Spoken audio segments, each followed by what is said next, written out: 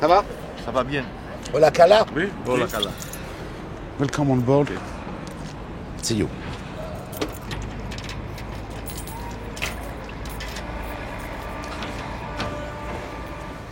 Vous allez où comme ça, Frédéric?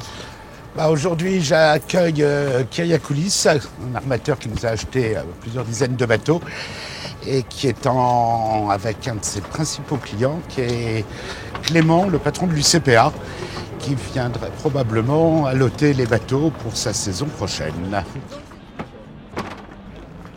Voilà. Allez. Il y a un pare-batte à l'arrière, oui, c'est bon.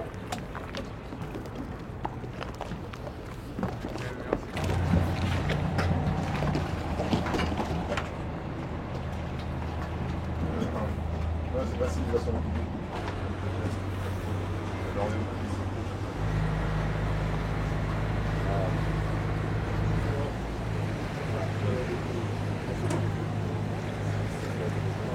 D'accord, il n'y a pas de débat.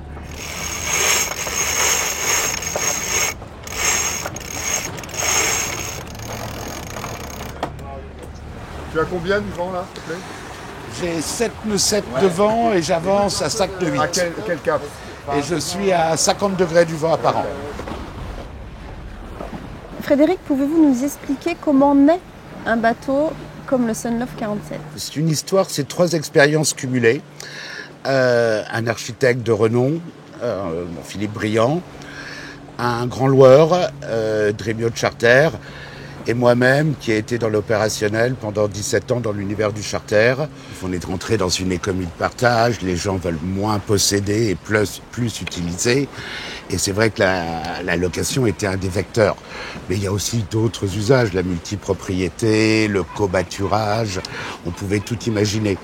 Et on avait tous les trois une volonté de dessiner un bateau qui correspondait aux besoins de cette clientèle. Là, on s'est vraiment focalisé avec Philippe et Loïc, c'était de faire un bateau pour y vivre. Et même entre nous, on appelait ça plutôt un bateau de copains. On s'est dit, privilégions l'extérieur et on trouvera toujours des solutions pour dormir à l'intérieur. Clément, je vais vous présenter le bateau, mais surtout la partie du cockpit qui est quand même la plus intéressante. Nous, notre objectif, c'était keep it simple. Donc, tout est manuel, pas d'électricité, peu de choses qui cassent.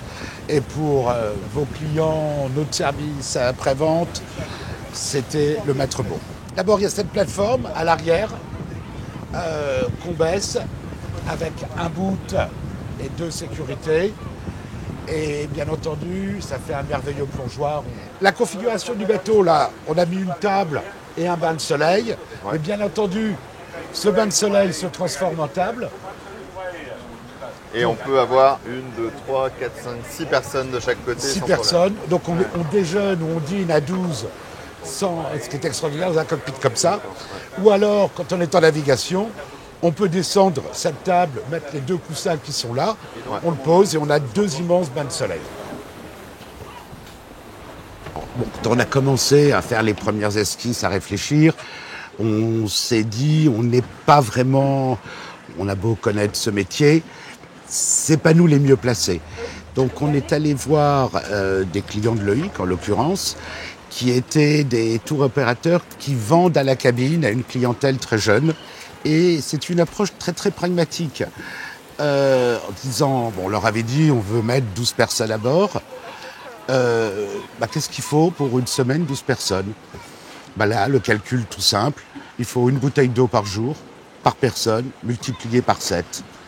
On fait le calcul, 84 bouteilles. Où est-ce qu'on les met?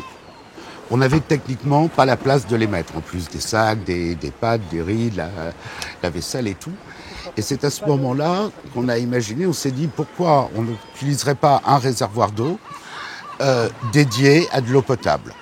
Donc on a un réservoir de plus de 300 litres d'eau qui est équipé de filtres au charbon et qui nous permet de sortir directement de l'eau potable. Non seulement on a réglé le problème de la place, et puis c'est un peu notre participation à l'environnement, parce que c'est 90 bouteilles, 85 bouteilles en plastique en moins par bateau chaque semaine.